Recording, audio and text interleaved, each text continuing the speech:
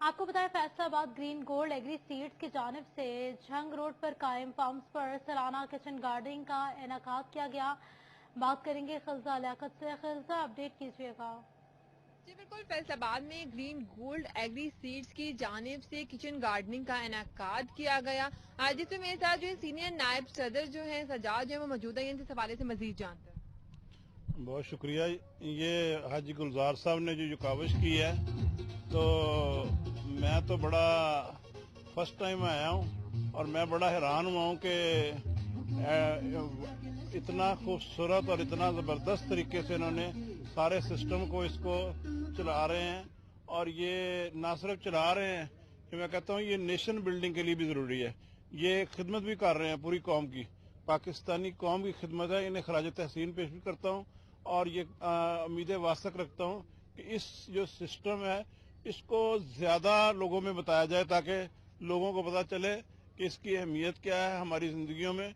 इससे हमारा climatic change भी होता है, जो हमारी रिक्वायरमेंट है पाकिस्तान की, और साथ साथ हमारे जो हमें सब्जियां हैं, जो हमें फ्रूट है, जो हमें पौधे हैं, जो हमें घर भी ग्रीन होगा, आपके लान भी ग्रीन होंगे और आप पाकिस्तान भी ग्रीन होगा। ये बहुत ही खूबसूरत एफर्ट है।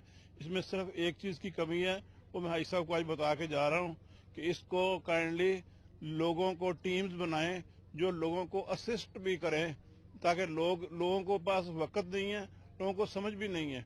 अगर ये इधर सीख थोड़ा सा बात चंद लम्हों में सीख के लोग इम्प्लीमेंट नहीं कर सकते। एक टीम बनाएं, लोगों से उसका चार्ज करें, लेकिन वो क्योंकि हाजी साहब का बहुत ज्यादा विजन है और कैनवस भी बहुत अच्छा है और सोच भी बहुत अच्छी है।